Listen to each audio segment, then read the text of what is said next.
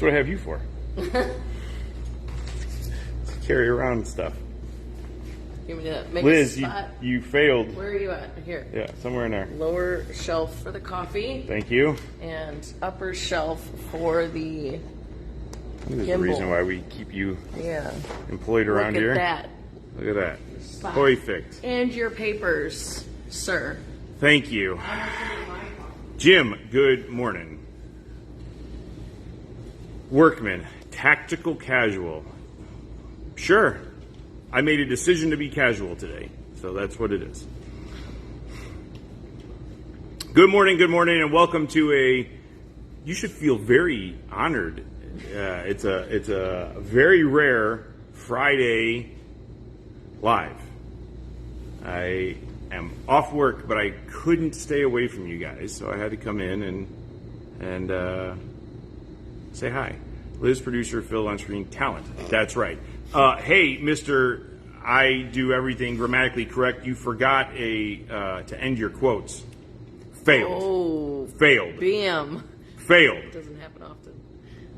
God, I called him out on one of his things. This was a couple years ago. I don't remember what it was, but it was like glorious. It was, I think, even in an article. I think it was an he wrote. article. Yeah, I remember that. It was in an article, and it's like, oh, you misspelled this, or you forgot that. And, it was great.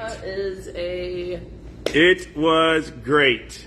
I fixed it. Don't need a dot on my 2 World Wars.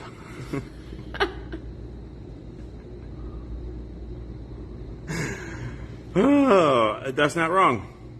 Kevin, good morning. I'm trying to drink coffee. It's too hot right now. Not even that hot. That's weird. It's not that hot. It's not that hot. That's weird. I was very confused. How long ago? What time did Vinny get here? Like he make that at 5 o'clock this morning or something? That's weird. Oh, the coffee? Yeah, the coffee. Yeah. Well, I mean, I wouldn't be surprised. I wouldn't be surprised either. Vinny is a very early person, which I like because I'm an early person. Liz is not. Liz is late Liz. So we're gonna go through. We're gonna go through inventory pretty quick because I'm off work today and I got other things I need to get done and go do. And but I wanted to talk about pistol dot zeros as well today. So I'm just going to highlight a couple of things on inventory, and then we're going to talk about zeroing your gun and what distance. So in the meantime, if you have a dot on your gun, what distance did you zero it at? So we're also going to talk about the difference between zeroing and boresighting, because those things get confused all the time around here. All the time. Oh, and I got to tell the story too. I called out one of my students yesterday in class, unintentionally, but it was pretty funny because, well, I'll talk about that in a minute. Anyway, on the shotgun side, we have shotguns, 1301s and Mossbergs. This guy right here, if you need a 20 gauge semi-auto, come in, ask for James, and say, I want this gun. He will make you a stellar deal on that gun. He wants it gone. Wants it gone. ACOG on a pistol. Sure. On an AR pistol. That's comical. P322s. They all have, you get 100 John bucks. So you get $100 off of any P322. All right. Plus a free 25 round magazine to go with. Does it come with 2 20 rounders or 1? I think it comes with 2. I'm not sure. At least 2. I'm pretty sure. Yes, you do. I'm pretty sure that they come with 2 20 round mags. So that frustrates me when a gun is sold with 1 magazine. Yes, that is cheap. Cheap. Who's the jerk face at the back door? I think the doorbell just Sticks. goes a little. Yes. All right, so we have long guns. Some of them with some $100 savings. come in and get yourself something cool. Daniel, Black Rain, Desert Tech, SIG, and CMMG, so on. We have some AKs down there, High Points, Kel-Tec, SIGs. You know, we got stuff. Pistols, lots of options. Shadow Systems, Springfield, Smith & Wesson, SIGs, Berettas, you name it, we got it. We got all the stuff. Nothing crazy or different. No major differences from Monday or whatever day. I did it last. Come in and get something cool. All right. So yesterday, real quick, I want to talk about the calling my student out in class. We're talking about firearm maintenance and how important it is or not important it is and whatever. And I said, it happens all the time. People think there's something wrong with their gun, and they bring the gun up to us and say, hey, my gun's not working. I just bought this. It doesn't do what it's supposed to do. When I pull the trigger, the gun doesn't go bang all the time. So, telling this story in class, customer comes in, says, hey, this gun, every time I shoot the gun, I get one shot. It won't cycle the next round. And with 115 grain, if I shoot 147 grain 9mm, it works just fine. So I take it downstairs and I shoot, and sure enough, that's what it does. Took it back out to the gun counter, put 3 drops of oil on it, and the gun ran just fine. Just fine. So I'm telling this story, and then all of a sudden one of the students in the back raises his hand. He says, well, in my defense, I didn't recognize him, and he was sitting in the classroom as I was talking about people not paying attention to what's going on. So in his case, he was new, bought a new gun, figured it would be fine, and it needed some oil. Anyway, I digress. Zeros. What do you zero your pistol red dot at? Tell me what you, while you're putting answers in here, okay? Hopefully some of you at least answer, a couple of you will answer. There is a big difference between zeros and boresight. When we install a dot on your gun, okay, we will boresight it, which just means we put a laser on the end of the gun, and we stand at a certain distance, 10, 25 yards, whatever, depending on who's doing it and what the customer is asking for.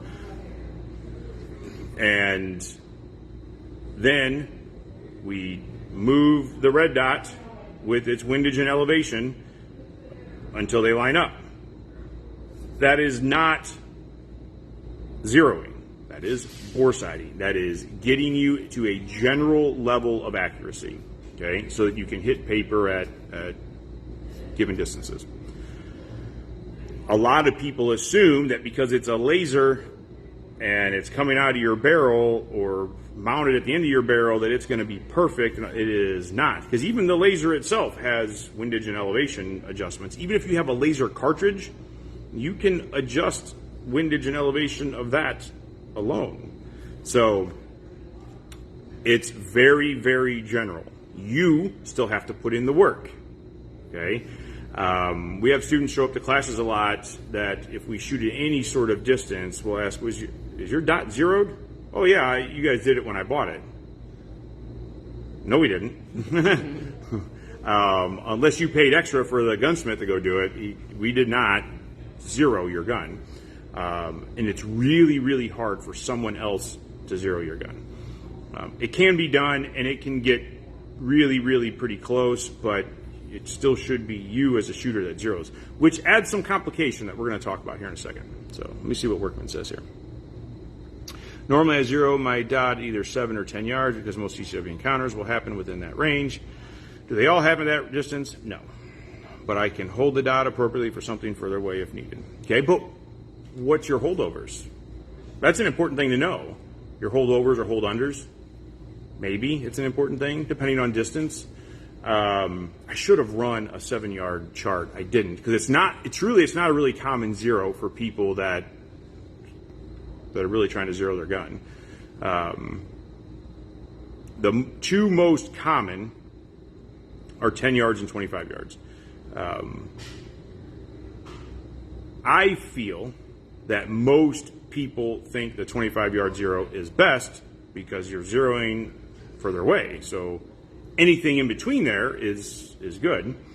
However, it's way harder to do. I'd rather have a more precise. Oh, hold on. Here I am. There you are. We found you. I'd rather have a more precise zero at distance, because that's the one I'm going to be more focused on, my smooth trigger press and all that stuff. And it's like, I don't want to have to do that measurement at a distance. I'd rather do what measurement? If you had a holdover, if I zeroed my gun at, and I'm kind of logically doing this because truthfully I haven't thought a whole lot about it as my pistol zero. I've always put it at 10 based on guidance from people smarter than me. You're welcome. But so here I am. I'm learning today too. But logically thinking, I want my pistol. I would rather not have to worry about it at the shorter distance. Or I'm sorry, I'd rather not have to worry about the longer distance, because that's going to be the one that I would need more precision with. I don't want to be thinking about my zero, then holdovers or whatever. At a shorter distance, you have much bigger area, most likely. So probably not going to be thinking about it too much. It's okay, Workman. It's all good. So now, how many? And I'm asking you, Liz. How many of your students, okay, not you, we're talking right now, how many of your students who just bought their first or second gun, maybe they're kind of in this new learning how to shoot thing, would be capable of shooting a consistent group at 25 yards? None. I mean, I wouldn't say none, but it's rare. Yeah, it's rare. It's tough. That's rare for, I mean, it's people that shoot very often to shoot a decent group at 25 yards reliably. That's a tough job. It is tough. So that's where it's okay, Danny. We'll wait on you. Doing this the hardest and slowest way possible. Trying not to make noise and making more noise. Yes. For a longer period of time. So one of the big aspects of zeroing your gun is groups. You need to shoot a consistent group. If you can't consistently group at 25 yards, whether that group is straight left, straight high, straight low, low left, low right, whatever, if you can't consistently group, zero doesn't matter, right? What are you adjusting to? Right? If your 25-yard group is this big, so you're figuring it all out and saying, okay, the center of that group is here. Is that really a group that you're shooting? And the opening is ammo and cone of deviation. We can talk about that in a minute if we get that far. But what's acceptable? This is not an acceptable group at 25 yards. It's not for zeroing. Not for zeroing, for sure. This is an acceptable hit at 25 yards if you're trying to shoot pretty quick. But that's not an acceptable group at 25 yards for adjusting your zero. Not in my opinion, anyway. So what do you think about benching the gun, like putting it putting it in a vise and zeroing it at 25 yards? I am a fan of it. I actually wish that we had I'm drawing a blank on the name of the rest. It's like the industry standard for holding a gun, and it takes almost all of the human interaction out of it. Gosh dang it, why am I drawing a blank on what it's called? So you're saying if you could put the gun in a vise and bench it and shoot a perfect group at 25 yards, remove most of the human aspect out of it, that would be your choice for a pistol mounted optic? It still would not be. Okay, so and I'll talk about that. why in a second. Okay. But Now, so let's talk briefly about benching versus not benching. I'm a fan of if I put a new dot on my gun today, I will go downstairs and sit on a bench or kneel on the ground and place my pistol on the shooting bench, again, to help remove any sort of wobble from me to start with. Okay, when I went and took Modern Samurai Project's Red Dot Instructor course, he is not for that. He thinks that's a waste because you're the one that's got to shoot the gun. So you should zero it for you. However, you can't zero it to a low left hit if you're if you shoot irons and it's because you're anticipating. You can't zero to that. That doesn't help. So I always start on the bench, and then I'll confirm the zero and make final adjustments in my offhand shooting position. So, can I interject something real quick? Yeah. Real quick. I've seen my students, as they start with me and they have a pistol dot, and we get started with the lesson and they're shooting relatively okay. So we start working on fixing their hands, their grip, and all that stuff, and not worry about the optic being zeroed. I won't zero someone optic unless it's a pretty big really disparity, bad, yeah. Right? So as they continue on with either that lesson or continuing lessons, you start to see their groups move high right. So, like, wait a second. So you don't usually shoot high right. It's because we need to fix the zero now, because the zero was accommodating your low left shooting, which is not a good place to be. We don't want to use the optic to accommodate our inadequacies of our grip and trigger press. Yeah, because if you say that, okay, well, I shoot low left, so I'm going to make the adjustments on the dot, that will work for that one distance while you maintain your inadequacies. Yeah. Yeah. As you get better, then, like you said, it'll start moving. However, even if your inadequacies are exactly the same, when the target gets further away, your dot's not zeroed anymore. It's not on. 250 yards. Perfect. That's right. So Workman says fix shooter's inaccuracies first, then zero the dot. I'm not 100% for that either, because if you're using excuse me, an aiming tool, it should be good. Yeah. Right?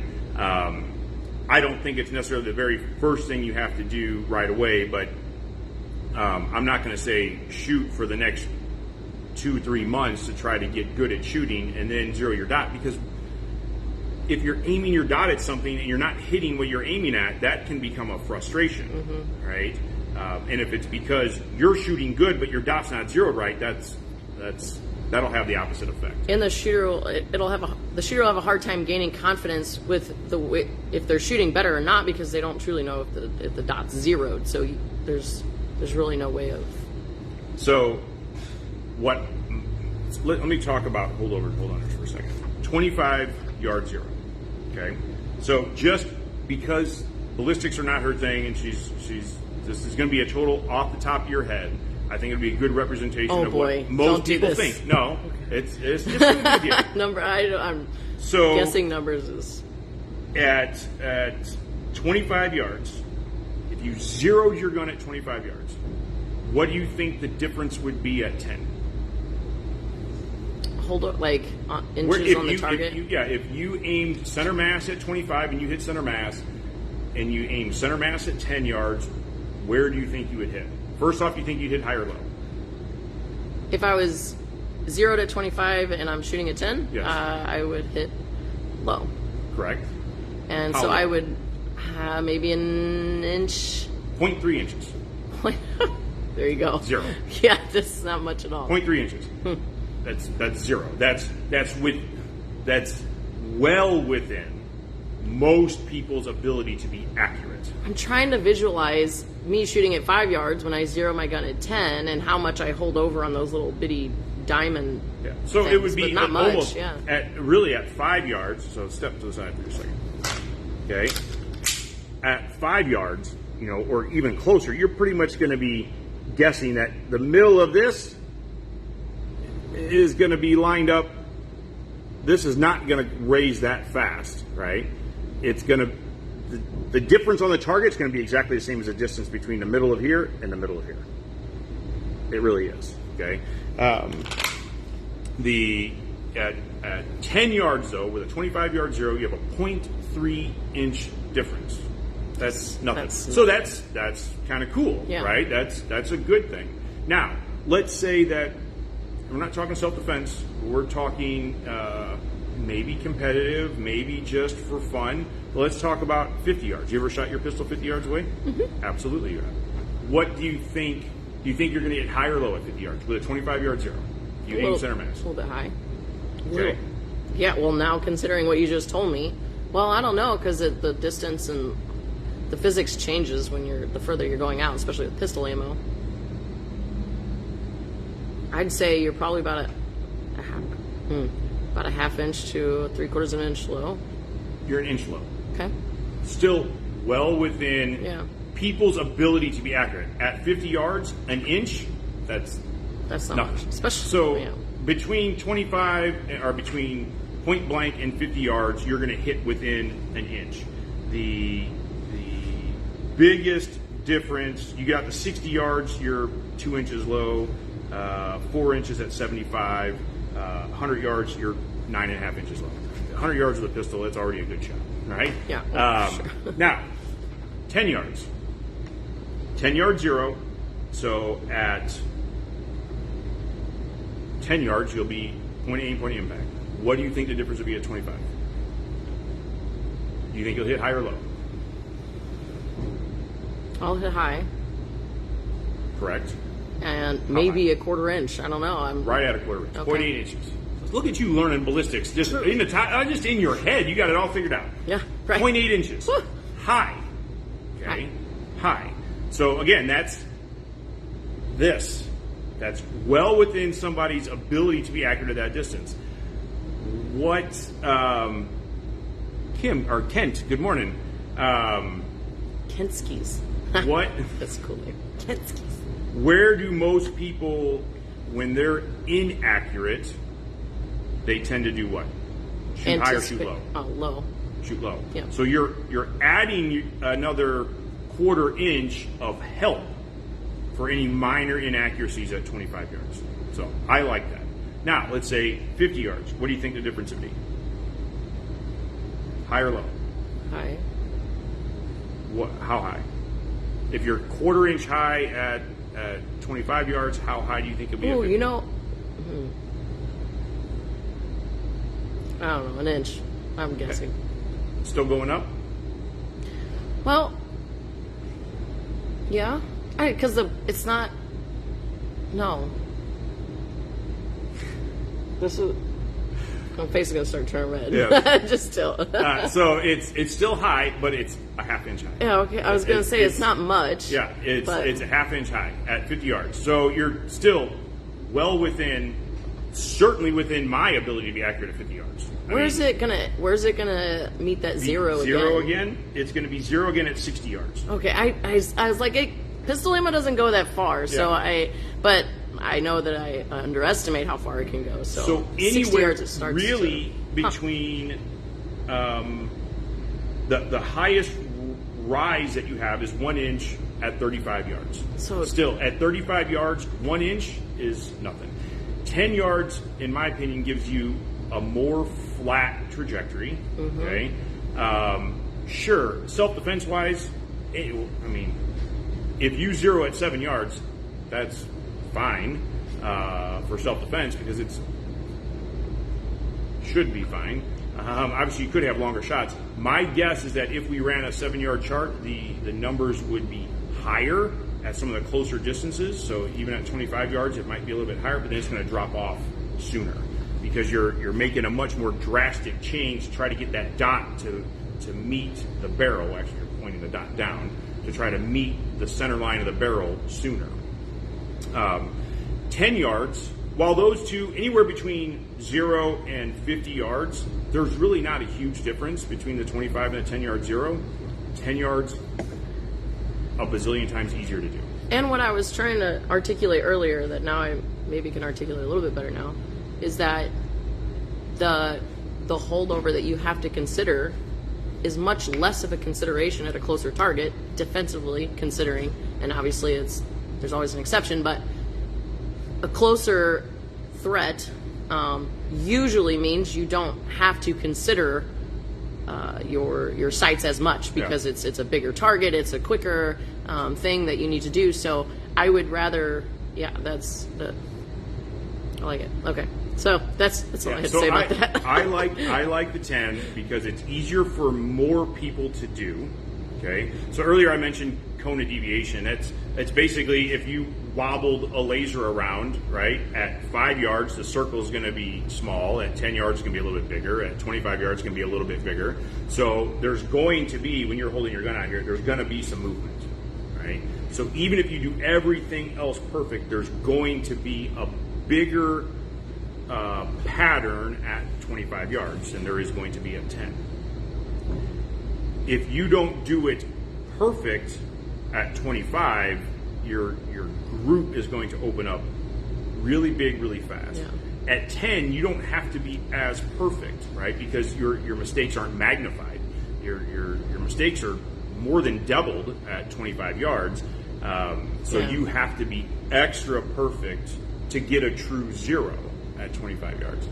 I'm not a fan of 25 yard zero. I just think it's too hard to do for no gain. I truly think, even ballistically, I think the 10-yard zero is better.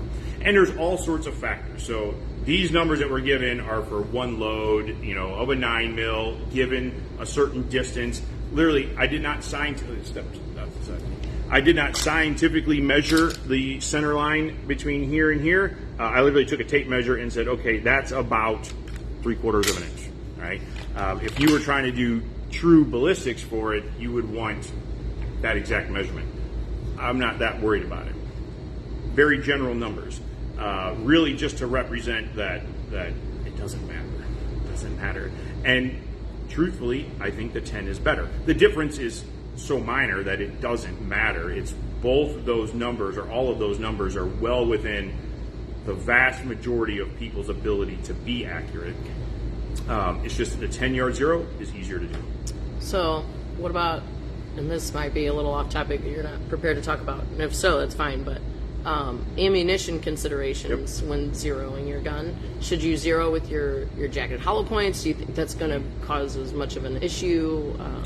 Yes. I feel that if you're going to carry quantity critical duty in your gun, that's what you should zero your gun with, because it's going to impact differently than random cheapo stuff that you get. Now, if this is just a competition gun, then, or a fun gun, if it's a true competition gun, those guys are going to have built loads and all that shit. It's going to get way too complicated for me. If it's a fun gun that you're just zeroing, and that just whatever you shoot is fine. But yes, I feel like if you're going to carry SIG Elite Defense in your pistol, you should zero your gun with that. I would do my initial zero with whatever I could find to make the big movements on the optic as far as your elevation and your windage, and then I would shoot my self-defense ammo through it and make the smaller adjustments. I do personally feel that it's important that if you shoot off the bench to start, again, Scott, he's a high level instructor, he's a super smart dude, he's a really, really good shooter. He thinks that's not a good idea. I personally think it's a good idea simply because it has the ability to. The shooter still has some input in flinching and that sort of thing, right? But it takes part of your responsibility away, and it makes the process simpler. Now, here's something else that I will mention, though, especially here. If you're shooting off the bench, don't aim at a top target, okay? Because you're shooting at something that's 10 yards away, and you're shooting low, shooting through, hitting the ceiling, getting charged for that. It is important, though, that the gun's as level as possible. Because if you're angling the gun up to aim at a target, that changes the trajectory of the bullet. So what I do, if I'm doing that, is I hang a target on our regular target hangers, then I grab another target and I hang it off of that one so the target is lower. So that when I'm kneeling down on a bench, my gun is pointed flat and I can aim at targets down here. I just flipped the target over.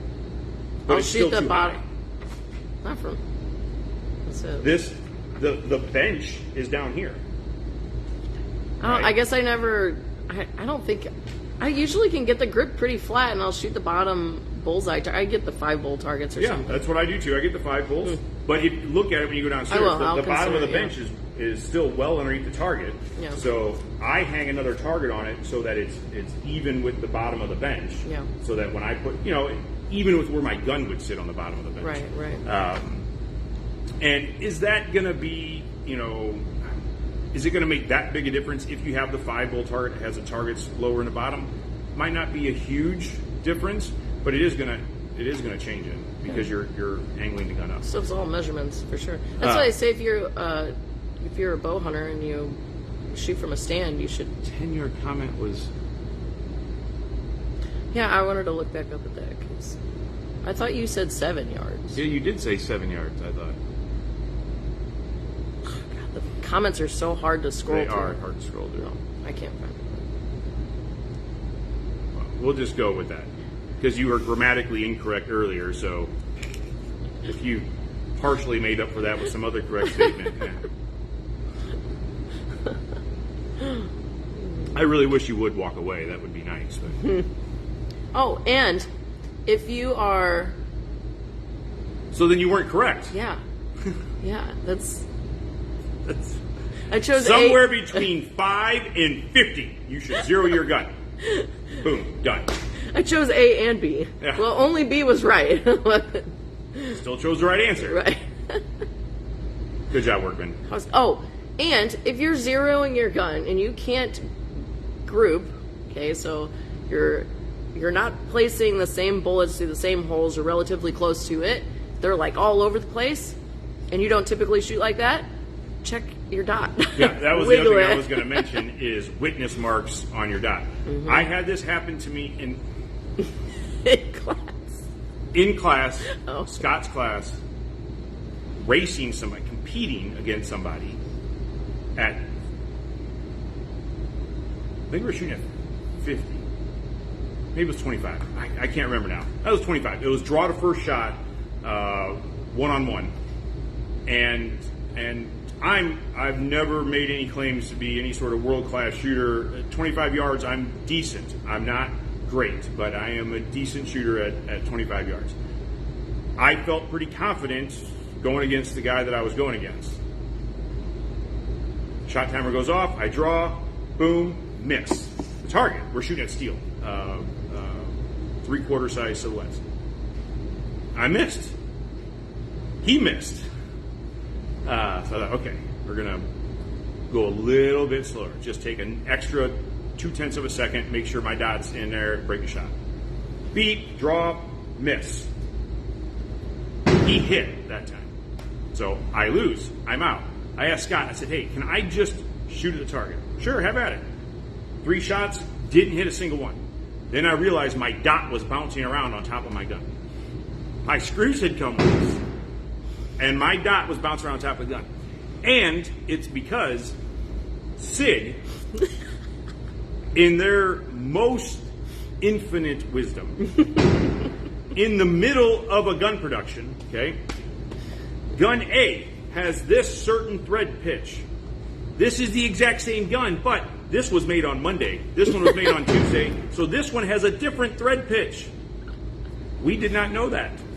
So we were using screws with the wrong thread pitch to mount my optic. I was going to use other words. And in the middle of this class that I drove to North Carolina to go take, my dot was dancing around on top of my gun.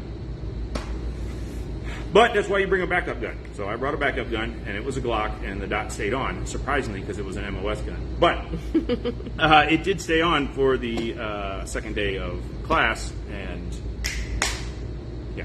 So bring backups. My screws had come loose. Okay. Those have been gone a long time. Long time. So, again, just my opinion, 10-yard zeros better than 25. I wish I had done the math on, I didn't do the math, I punched in the numbers and the computer did the math. But I did, I wish I had done one for 7 yards just to see what that looks like. I don't think it would be great. I really don't. It definitely sticks foam. Definitely. And I'm not even going to say it because I'm kind of fighting with another one right now too. I'm not convinced it's done yet. It still might be me that's screwing this one up, but I'm going to find out today. Oh, I see. Yeah. Zero your gun at 10 yards. And Workman had made a comment earlier that said, take the optic off, learn how to shoot the gun first, and put the optic on. I don't think that's the right answer either. You know, I mean, it's there's no one right answer. Option, yeah. Yeah. So for some people, I mean, one of the big advantages of the dot is that you don't have to look at your freaking sights, okay? Because and Workman, I know you know this, but getting people to focus on that front sight sometimes is like hard. I had a student yesterday that she was struggling with it, and she knew it. She ended up shooting good and was very thankful for the help, but she just could not understand why she couldn't understand. She would even tell me, I know I have to look to the rear sight. She would do it, gun would go bang, and it would move, and then it'd be front sight way high. So my thing with that is focusing on your sights in general is difficult. It goes against human nature. Your human brain wants you to look at the target, especially when you're brand new, because it's where you're getting your reward or your consequence. So that's where your accountability comes from. You take a shot, you see a hole in paper. You think, especially as more and more of them appear, you have a hard time seeing them, so you try to watch them go in, and so you won't even look at your sights. You have to train your eyes to look at your sights, and I will explain this to my students. Like I commonly will talk about a presentation drill. It's like just driving the gun out to target. But you can start with that at home with a blank wall. Drive the gun straight out, focus on your front sight, focus, come back down. You're doing eye exercises. Why do the blank wall? Because of the visual stimulation, and that's that also exactly. Like as a newer shooter, if you go on the range and you put up this big, vibrant target with all these pictures on it and everything, you're gonna have a heck of a time staying focused on your gun. Try to get a target that removes all of that visual stimulation. Start with that blank wall, presenting to a blank wall. Focus on your front sight, and get to know your gun without getting to know your target. Your target all the holes will still be there after you take your shots. You say that all the time. It's like, oh yeah, duh. So focus on your gun. Remember that you have to train to look at your gun. It seems like it's inherent. It's like, oh, okay, I'm not going to look at my gun and aim it, right? Makes sense. Good luck.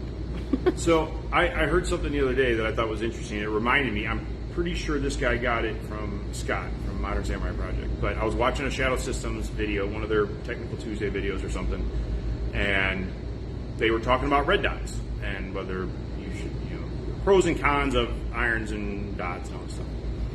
And one of the guys on the video said that the firearm is the first weapon in human history where you decided to look at the weapon instead of the target.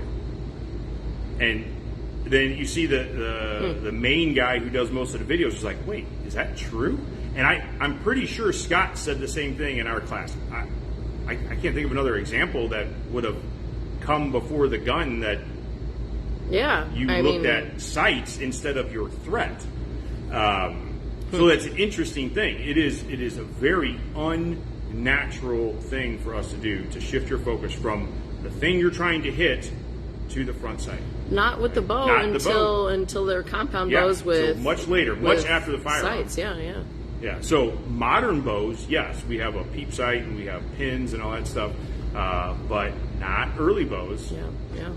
Yeah. You look right to it. And with the red dot, that's one of the benefits, is with the dot you can you're supposed to stay target focused. And actually, if you've been, and to your point, David, have a shooter learn how to shoot with the iron sights first and all that stuff, there's actually more of a struggle with the red dot sight if you've been shooting irons for a while, because you have to retrain your brain to look at the target, use your stereoscopic vision, and all that stuff. It was a huge struggle for me. And just watching that dot move around, you have iron sights. These move around a little bit slower, and it's not quite as, it doesn't build up as much anticipation. You got that little laser moving around in there. It's like just Quit looking at it. dancing, and that can cause Yeah. that can cause people a lot of anticipation for sure. Everybody's different. I will have a student either brand new to guns or seasoned with guns. They pick up irons, they love it or they hate it. They pick up a dot, they love it or they hate it. It is so subjective. And people get spun up over different things, whether it's more of a visual thing because they're a very visual person, or maybe it's the feel of it. Athletes, I mean, like when you have an athlete pick up a gun, it's so much different than someone who's more cerebral that tends to think through things a lot more. People shoot guns very differently, so irons and optics are going to be very subjective for sure. I think that the benefits of the dot outweigh the benefits of irons. There are some drawbacks to dots. I mean, I had one fall off, or dance around on top of my gun. Yeah, me too. At the last competition we shot at Sparta. In the lighting issue. My battery was dead. I had extra batteries with me, but this optic I have uses a weird sized battery, and I didn't have one of those with me. And neither did anybody else. So thankfully, my dot has solar power, so it was great because we were shooting outside until we shot under cover. And over here, my gun's in the sun. I can see my dot. I turn this way, and all of a sudden, my gun's in the shade, and now I can't see my dot anymore. Speaking of which, yesterday I was downstairs with a student, and you were not here yesterday, so you are a liar. 2 days ago, I was downstairs with a student, and we were shooting, and she was having a hard time getting accurate shots, which is weird for her. And so I looked through her gun, and her dot was so bright. And this is another benefit to having a red dot sight for shooting distance. You lower the brightness down for your optic to where you can actually see the dot just enough to where you can see the target as well. It is much easier to shoot longer distance with the red dot because you don't have those big old bulky sights blocking half of your target and switching focus and all that stuff. Hold on. But I looked through her optic and it was super bright, and I was like, oh, we gotta turn that down. She couldn't get a good accurate shot because her optic was so bright she couldn't even see the target behind it. So what do you end up doing if your dot's too bright? Turn down the brightness. No. I'm saying as the shooter. If your dot's too bright, what do you think the shooter's doing? Looking at the dot. Oh, yeah, for Absolutely sure. looking at the dot. 100%. Because it's like, I can't find the dot. Let me make it super bright so I can find it easier. It's like it appears much faster. It's definitely, having a brighter dot's nice for having quick target acquisition, but if you're trying to shoot distance, it's going to be really difficult to see the target or shoot accurately. I would say it lessens your ability to have target acquisition.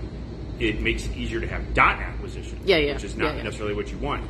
So there's a really fine balance. This is a downside of dots. That's a challenge of mine. Is I look at the dot a lot because if you have the dot too bright, you're going to look at the dot. If you have the dot too low, you're going to look at the dot because you're trying to find it. Like now, hey, I can see through it great to see my target, but is my dot really even there? Now you have to concentrate on, is the dot actually there? And you'll look at it again. So there's a balance to be able to not bloom and blow out, and still be able to see it without looking at it. Okay, Yep. Okay, I want to go on to Gordon's question here. If your dot is co-witness with your irons, do you need to always place a dot between the rear sight? Never. Co-witnessing Co-witnessing is only for when the dot stops working. And I think people get confused with pistol optics and rifle optics with co-witness. I think a lot of people choose to co-witness their irons at the same level that their dot is, because with the rifle you flip down your irons. In most cases you flip down your irons so they're not even visible unless you flip them up and you need them. So if your irons were up and your dot was on, you would see your irons right in line with your optic on a rifle in most cases. There's also the lower 1/3 and all that stuff. With the rifle optic you usually have a bigger window. With the pistol optic, your irons are just backups in case your optic fails. But ideally and the dot just needs to be doesn't even need to be in the middle of the window. It could be anywhere in the window. Yeah, as long as you see the dot. As long as you can see the dot in the window and you pull the trigger without moving the gun, you're going to hit where the dot's pointing. Yeah. Every time. Okay? Don't worry about putting the dot trying to drive it out. Now you're trying to worry about your sights and the dot and the target. You're defeating the purpose of the dot. And right? One of the big advantages. And if you're struggling finding the dot, which is the reason why a lot of people will marry their dot to their optics because they have marry the optics to their irons, is because they have a hard time finding the dot. So they push the gun out, like, okay, I see my irons normally, so I can put my dot to the same place and I'll find my dot reliably. While that is true to an extent, you're taking away the benefit of the optic of itself, to be able to have that stereoscopic vision, which is my point to where I wanted to go back to the bright optic. So when what I meant to say with having a brighter optic and that quicker sight acquisition is if I'm driving my gun out quick and I need to get a good first shot quickly, efficiently at a bigger target or whatever, because I'm supposed to be using stereoscopic vision, which means that I see my dot with my dominant eye and I see the target with my non-dominant eye, my brain puts those two images together and I see my dot on the target with both eyes open. Okay, so that's a complex sort of thing, and I'm happy to, if you have questions about that, email us. I can describe more in detail. But with that in mind, I want to be able, if that dot is bright and I'm doing like that closer stuff, that quicker stuff, and my dot is bright, then I'm seeing the target anyway with my left eye, and I'm seeing the dot with my right eye anyway. So the brightness of the dot should have no effect on me being able to see the target unless I was looking through the window. Does that make sense to what you said earlier? Yes and no, because I think that you would have a hard time convincing yourself not to get sucked into the dot because it's so bright. Yeah. It's like somebody putting a flashlight in front of your face. All of a sudden, your eyes adjust to that, and you that's what you see. You don't see the stuff around it. So, and it's something you could try personally. Just turn it all the way up and drive it out. Now, let me clarify. I wasn't talking about as bright as it gets, just like a happy medium. Yeah, well, I think that's kind of what I was saying too. Yeah. Is there's a balance that you have to strike for you and the lighting conditions. Now, if it's a silhouette target at 5 yards and it's super bright, I mean, the chance of me ever even seeing the dot anyway defensively is low. I'm going to be threat focused and just drive the gun in front of me, and the dot's going to be there, but because I'm scared of whatever's in front of me, my eyes are probably going to be locked on it anyway. And you have a bigger margin for error. The target's the same size, but because it's closer, your tolerances are greater. Yeah, right. For sure. So, zero your dot at 10. Learn how to shoot well. Scott said something that I thought was interesting too when we talked about that. Is like at when you zero your gun, if you can't shoot your gun well, your zero doesn't matter. No, right? It's not a laser. It's not a laser. It's not guiding your bullet with a laser. It doesn't. He was talking about the differences between different distances and stuff, and he said, guess what? If you can shoot your gun, the zero doesn't really matter between 25 and 10. Doesn't matter. If you can't shoot your gun, it really doesn't matter. It makes no difference. So you still have to be able to shoot your gun well. This is not a laser-guided system, for sure. It would also kind of enable you as a bad shooter. If you zeroed to your inadequacies, that's just going to enable you to continue your inadequacies. So truthfully, and to Workman's point earlier, you definitely need to be a proficient shooter. Don't rely on the optic to make you a proficient shooter. That is absolutely not what it does. And if you have that in mind, it's only going to ruin you, honestly. Yes. And then, Gordon, assuming your irons are on, irons are almost always on. Zeroing to Cohen is boresight, but you're also marrying them to rough zero. To me, that's boresight. Like if I just mounted a dot on my gun and I didn't have a boresight tool and I wanted to just look at it, especially the windage, and move it over so it's sitting on top of the irons, the front sight, and then I'd bring it up a little bit. So you got to understand that the irons sit way closer to the center line of the bore than your dot does. So if you try to bring that dot down to the top of your front sight, obviously depending on the sight and how tall it is and all that stuff, but you're really very steep angle bringing that dot down. Yep. I think that your zero would be very, very close. You know, if you put your dot on top of a standard front sight, you'd have to aim the gun way down. Trying to put like if these are your sights and you're looking through the window, put your finger above where you'd put the dot, just a tad above it. Yeah, right. And if you angled it down so it was on top of that front sight, your actual zero would be very, very close to you because that optic is sitting higher over the center line of the bore. So yes, as a place to start because you don't have a bore sight, sure, that would be okay. But I would never recommend mounting a dot, moving the dot so that it's sitting on top of my front sight, and calling it good, because it is not going to be an accurate gun. Right? It'll be accurate at one distance, in one spot, but what that is, you don't know. Yeah. So, yeah. And you'll have a lot of over-confirmation when you're trying to make sure your dot is lined up with your irons and then put it on your target. It's just a lot more stuff for you to think about in the moment when that dot, as long as it's in the window, send it. Right, Vinny? Absolutely. I'm just going to boop you on the head. Peggy around? Nope. I haven't seen Peggy. No Peggy? No Peggy today. Mom! Where's my mom at? I need to fix my hair.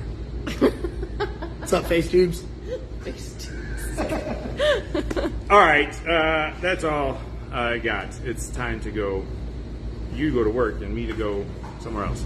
Actually, I gotta go get some work done too.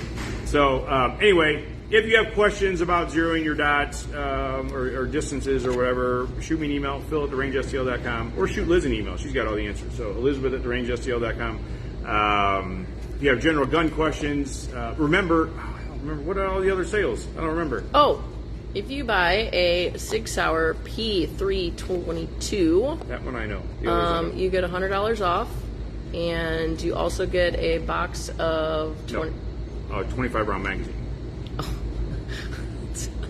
Thought you didn't know. I almost created a new sale. You get an extra 25 round magazine for the gun. So $100 off and an extra magazine. That's pretty cool.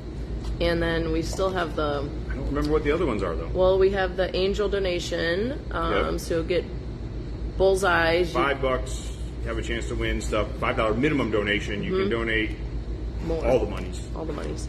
And then you can get 10% off a gun if you get 4 or 5 bullseyes at 15 yards with one of the guns of our choosing, or you can get 20% off of a class if you get between 1 and 3 bullseyes. So, and then I think $100 off those backpack inserts, and then I think that's about it. Oh, the safes, 20% off. Yeah, 20% off is the back to school thing. So 20% off safes and backpacks and bags. All right. Stuffs. We got sales. We got stuff. We have air conditioning. It's going to be another hot, nasty day outside. I'm getting ready to go shoot outside. So yay, sweat. Come in and shoot your gun. Have fun. Check your zero. Yeah. Maybe you need a zero with your duty ammo. Yeah. Do that. You guys have a super awesome day. Stay safe. Be nice to one another. And we'll catch you soon. Later. Awkward. Pause. Toodles.